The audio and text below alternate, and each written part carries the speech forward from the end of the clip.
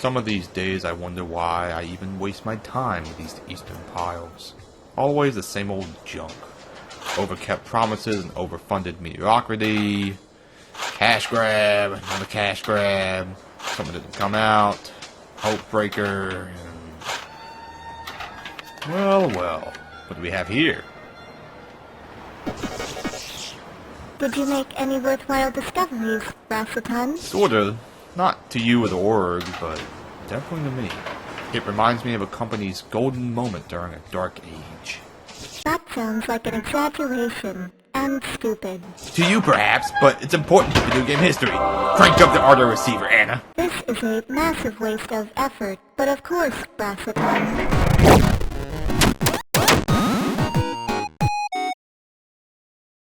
World of Warcraft. A name that demands respect as well as humility. They have been responsible for crushing many MMOs out there due to Blizzard's focus on hardware, spec accessibility, and intuitive gameplay design. It wasn't perfect, in fact far from that, but it was quite refined and personalized compared to other competitors like EverQuest or Anarchy Online. Neither of them flawed, but not hitting every mark as well as WoW did. For those unaware, World of Warcraft is a fantasy MMORPG that's been around for over 20 fucking years. In that you make a character, choose your race and class, and go around leveling up and experiencing the world. With the current age of WoW, they always focus on the end game experience, offering many ways to find a style of play you enjoy from raids, dungeons, or PvP content. Over the years, the end game gets moved further down just a little bit further, to offer a new leveling zone to get immersed in a new narrative that progresses the plot within the world, as well as new content such as a new dungeon, raids, etc. These are known as expansions for World of Warcraft, from the Burning Crusade, the Wrath of the Lich King, Cataclysm, blah blah blah blah blah blah, all the way until this current one, the War Within. With so many expansions out with the game, many experiences and chunks of content have been lost to time or forgotten. And for me personally, I jumped onto the WoW train when it just reached Cataclysm, which ironically is one of the least enjoyed expansions compared to the previous 3. It came for world revamp and the start class homogenization. However, as a youthful robot lad, I didn't know or have a frame of reference for any of that, so I just enjoyed it deeply regardless of what it was. But this isn't about the history of WoW, no. I want to touch on the patch released during the War Within, patch 11.1. This patch was all about the Goblins. Most people couldn't give a shit about the green beans. However, I've loved them deeply and was extremely excited to get lost within one of the greatest aesthetic patches I feel WoW has made in a very long time. It's one of the most immersive experiences I've seen them create.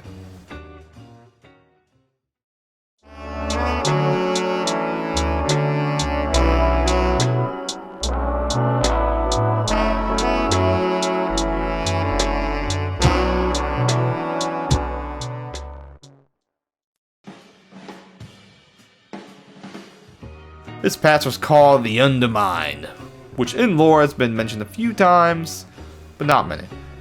The Undermine has been described as a mega city for the Goblin folk, although never seen before in game, it has been alluded to through quests and narratives throughout. The attention to detail and love put into the city is simply insane. It makes you wonder what caused them to drive into this creative direction in the first place due to the harsh diversion the narrative went into.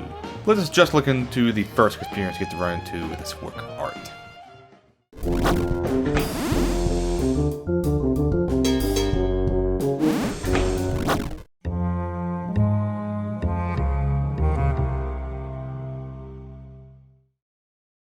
The first-hand impression of the greatest experience you can have that perfectly represents the Goblins. Sluggish bureaucracy of waiting in line! Oh yeah, this is the shit right here. Yeah. The exposure of the first handfuls of quests just gives you a small sample going through and aiding the Goblins with various tasks, as well as learning of how the Gobbies have been mucking about with this liquid called Black Blood, which can basically just like evaporate anything they want. Could use one of those, huh, Anna? After doing a bunch of whatever the fuck quests, you straddle a rocket and get to the true beauty of the zone. The big city, baby! Now this is the greatest opening to a zone I have ever witnessed. Second to the initial Hollowfall view, because listen to that fucking music, them cats are barking. Crank that soldier board!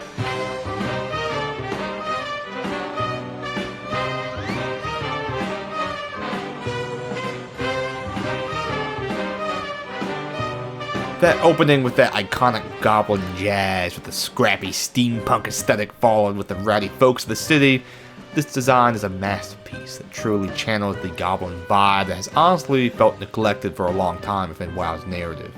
Like, to be clear, goblins were not a focus, ever.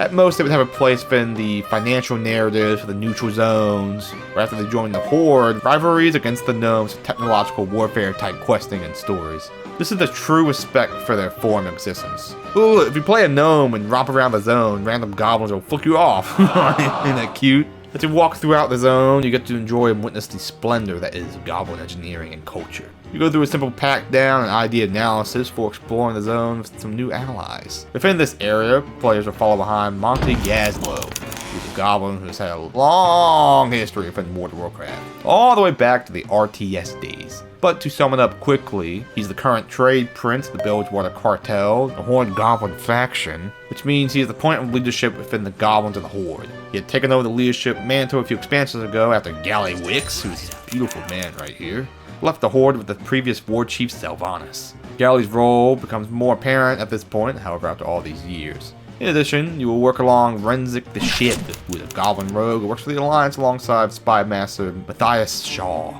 Gazlo and Renzik are impactful goblins within WoW's lore, leaving very few goblin characters in the dust of the forgotten. By walking around the Undermine, you'll be bombarded with just an immense level of immersiveness and aesthetics through the sights and quests around. Within the areas, you will set your sights upon the Inn Continental, a large hotel that is placed squarely in the center of the zone. This acts as the hub as well as a point of comfy vibing with goblin jazz to study to. Throughout the zone, you'll be tasked with going around the Undermine to discover that Gallywix has taken a strong foothold here and basically turned it into his little playpen. A monopolistic and tyrannical reformation of society from a wealthy double-chin egomaniac, now that truly is a story of fantasy right there. You're neither subtle nor clever with your analogies. His impactful corruption of the city caused you to work with Gazlo and Renzik to form a bit of a resistance group against them, working with the other cartels that exist within the Undermine. After solving their problems and convincing them to aid your cause and overthrow the overboss Gallywix, you learn of the real dark corners he has been hiding.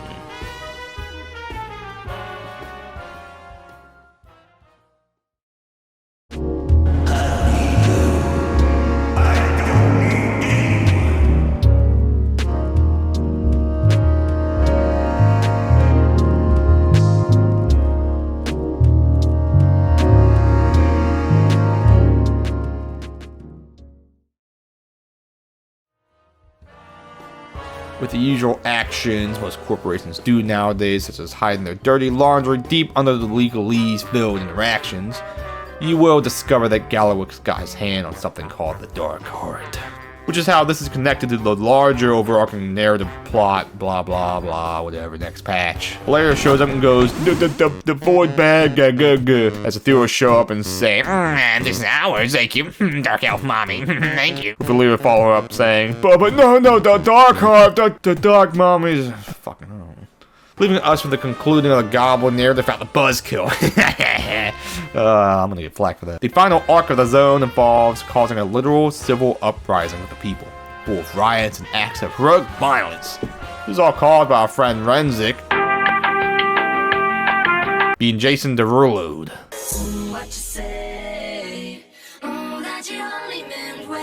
This was the final catalyst into the grand conclusion to defeat the Iron Ignorant once and for all. After all these years of playing Goblin within World of Warcraft, there has been this years-long build-up of finally giving this motherfucker what he deserves. And for us to have an entire narrative and then a raid in order to dispatch him, simply beautiful. The civil uprising ends with you taking out the sniper, Nikki the Fixer, this gal, who was the one that dispatched Renzik. After that, you head for the big man of Mulberry Streak himself. This guy. This then will lead to one of the most interesting and varied raids that I've experienced within World of Warcraft. WoW has always had their raids focus on the more epic and heroic style fantasy experiences, ones where you go and defeat deadly threats that seek to cause harm to the lands, world, even the universe. In the liberation of Undermine, however, it kind of feels like we just got some bad blood to deal with. We gotta take out the trash! Take out the trash! I'm not a trash man! Look, he's the trash!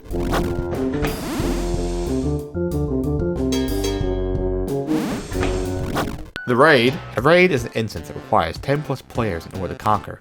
This will usually contain 2 tanks, 2 to 5 healers, and the rest filled out with DPS. This amount varies depending on the group.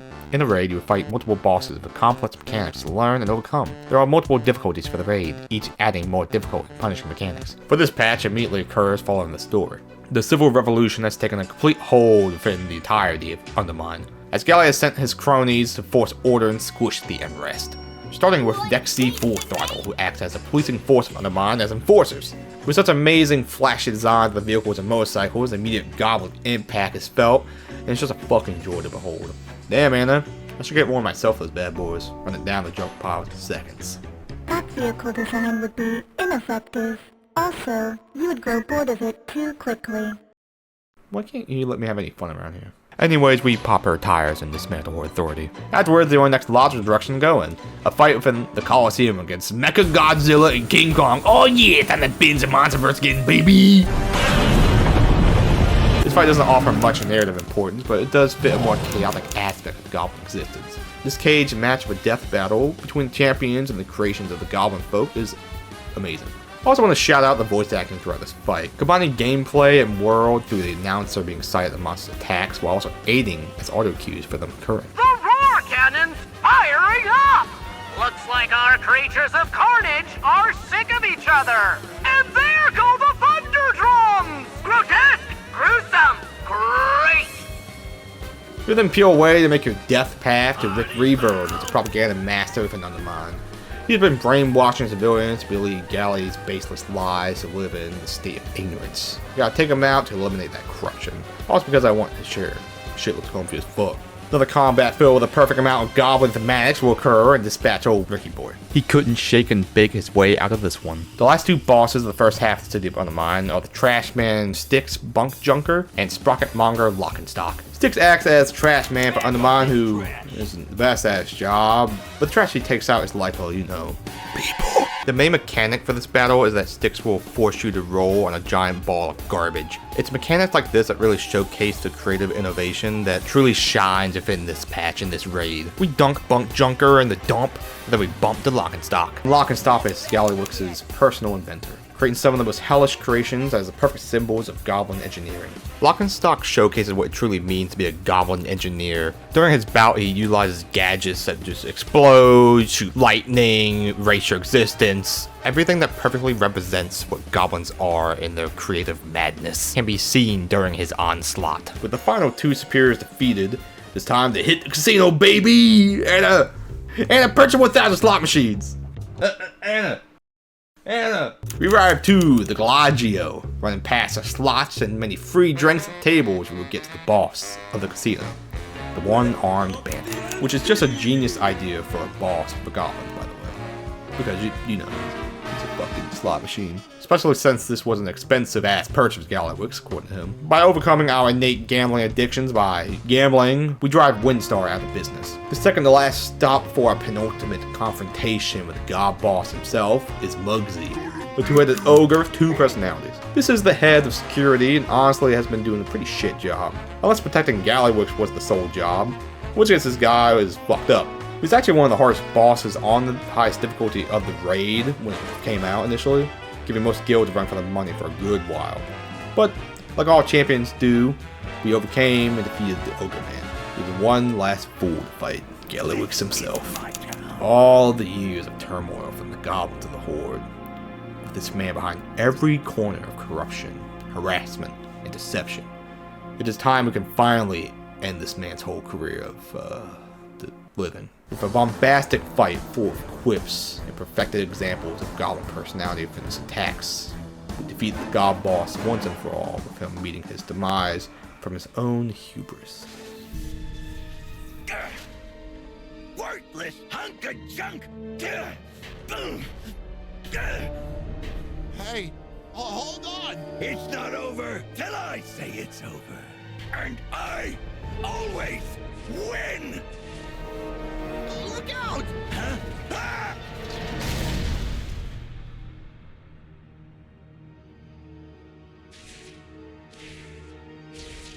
Ah! Let's get out of here.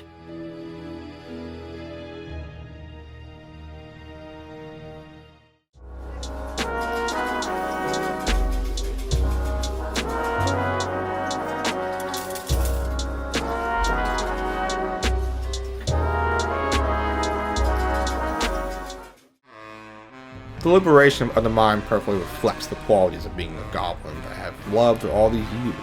Every mechanic was packed full of the idea of chaos and ingenuity. The amount of aesthetic and attention that just oozes from the designs and voice lines truly makes you feel one with the Gobby. I think out of all the raids that came out from World of Warcraft, the Undermine is up there. In my opinion, one of my favorite ones, just in terms of the quality, as I mentioned. No worry, there's way more goblin within this patch than just the raid. To truly dive into the quality of the patch, the goblin vibes are squeezed into as many places as possible. With the new dungeon for this patch, Operation Floodgate, and the Delve, Side Streets Loose, the goblinness just keeps on coming.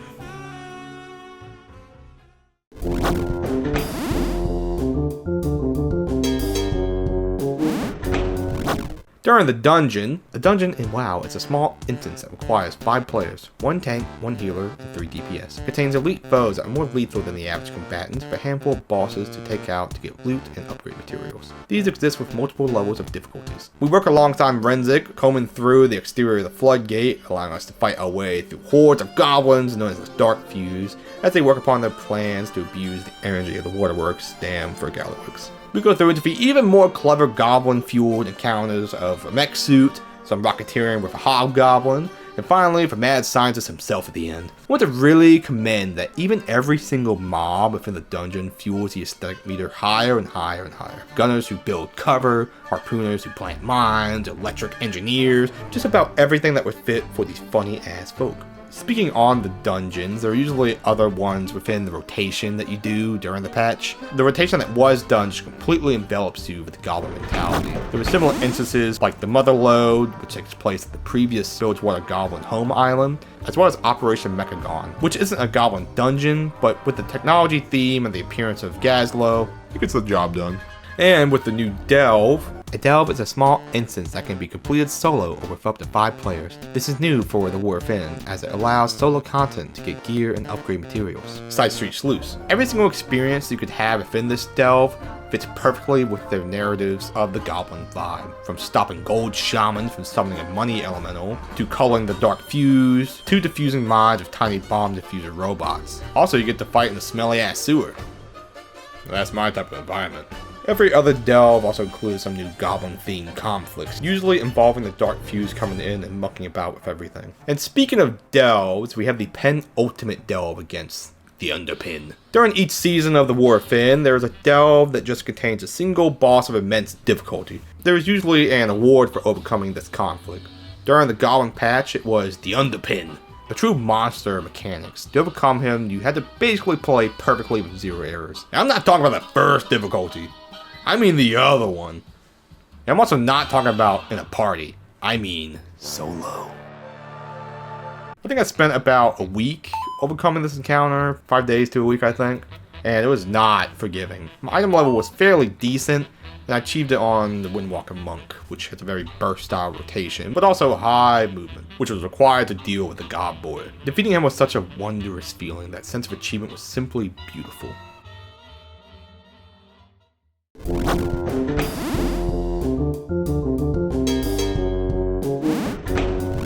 Now for understanding of the instances, let us look into the more overworld content and the day-to-day experience. Throughout the Undermine each week, you have to choose a cartel, which is a goblin faction, to work under to gain reputation with.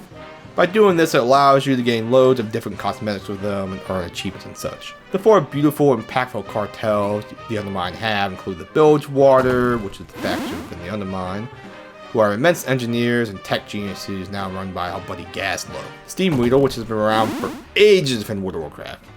They are the faction running all the neutral goblin cities throughout Azeroth.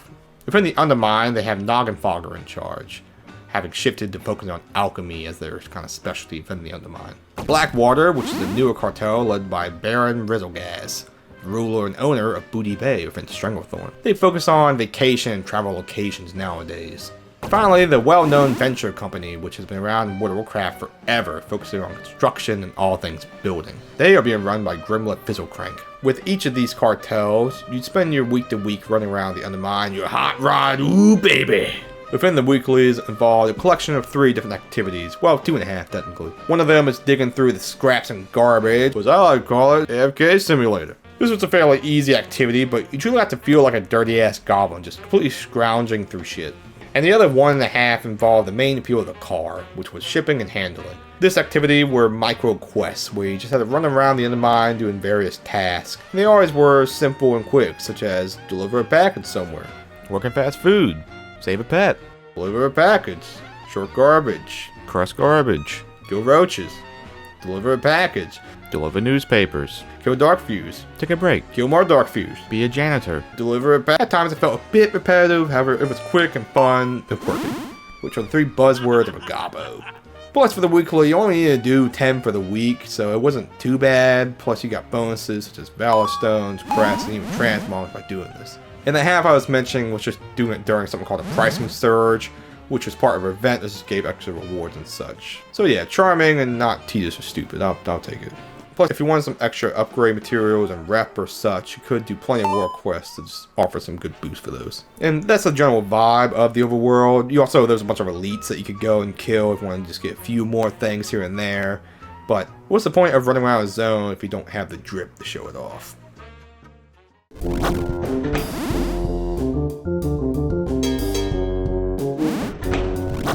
I really want to commend just how much attention the Goblins got during this experience in terms of the collections. The Transmog game was absolutely crazy. Like, Goblins or even just tech-based Transmogs, outfits, or mounts ate fucking well this patch.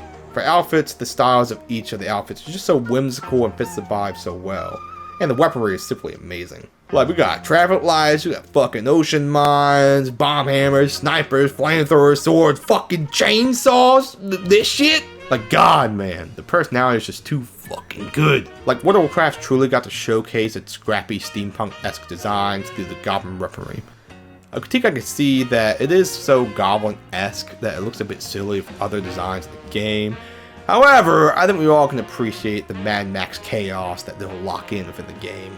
We also got some really splendid looking mounts as well. I would say that it is a lot of recolors and the same thing over and over, but honestly that's something I can appreciate. It gives you a certain drive to find the color that you really click with. I don't think there's too much to complain about with that. Like, if you don't like the color, just don't get it. I don't know, it doesn't seem that deep to me. The pets are simply adorable and full of spunk as well. Little crab bomb guys and baby robo monkey. Just precious. Little buddies. The outfits also get the benefit from the immense selection of colors for all of them as well. Now granted, not all of them are easily accessible and earnable, but if you truly wanted to earn a certain color, it would be achievable. I really want to point out the plate outfit. It's just so scrappy and shittily assembled, it's just perfect.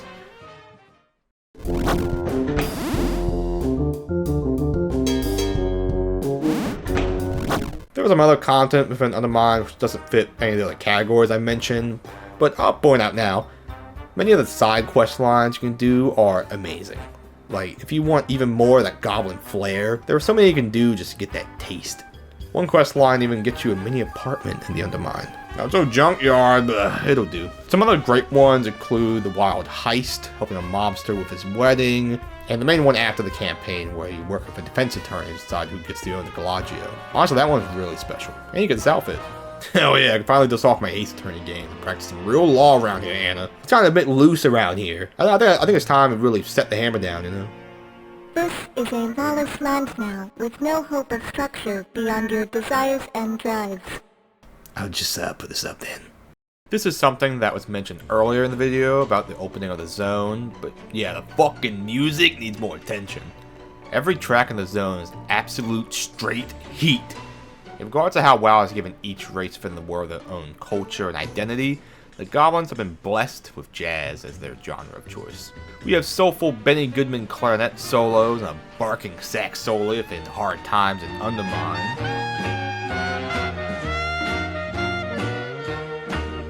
The hybrid channeling of film noir with a cool jazz tenor solo with the vibes of Chet Baker in Old Times.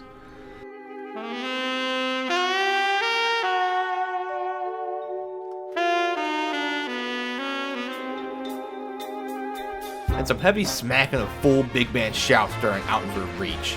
Just give me vibes of Thad Jones and a little bit of Duke Ellington.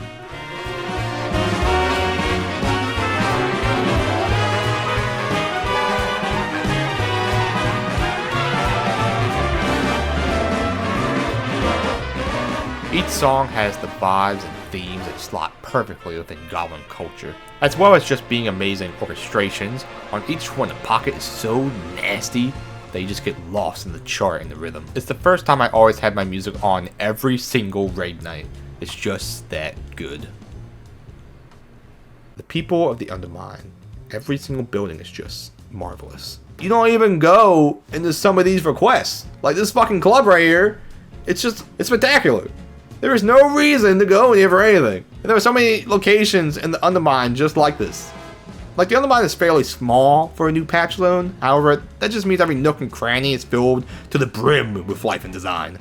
Like, it makes you wonder what Blizzard's team could do if they truly had the freedom to design what they want and when they want. It's just, you can go around, you can grab a bite to eat at Hot Rocket Hot Dogs, go enjoy the wave and the people at the Blackwater Marina, and after you relax, you can go enjoy a round of golf over in the Emerald Hills golf course. The world is just so engaging. And the car, do you enjoy speeding around? You can just do some races within the Undermine in the drive. And when you do these races and you get gold and everything, you get a sick title, being called the Breaknecker. And do you miss flying? Well, you got that too. And it gives you another title. Fuck it, strap a rocket to yourself, fend for yourself in the smog, man. It's just so much effort. There was full attention to making Undermine what it truly needed to be. Perfect Goblin chaos. Positively 100% yes.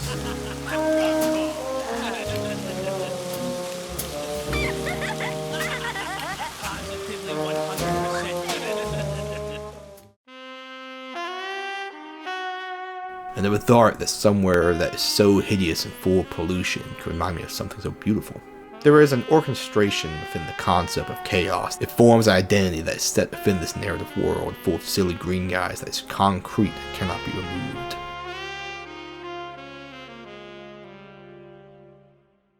When someone achieves an aesthetic that at this level so perfectly, it transcends the original intent. This was just another patch within WoW's expansion list. More new content to engage with and push the narrative along to get more sub money from players at the end of the day. However, when passionate work is put into curating a vibe and sensation of a culture within your world to the highest quality possible, it allows the closest sensation to immersion that could be achieved. You get the feeling of whimsy once again. The feeling that has slipped past you due to the reality of your life and existence. The strains of the real world melt away as you look at these gobbo people. With a fully synthetic existence, deposit joy and bliss within your mind. When one talks about going goblin mode, nothing will ever come close to replacing any imagery at a fraction of a level that puggy-ass Gallywix has asserted within me. Let's get down to business. Brassaton, Deactivate.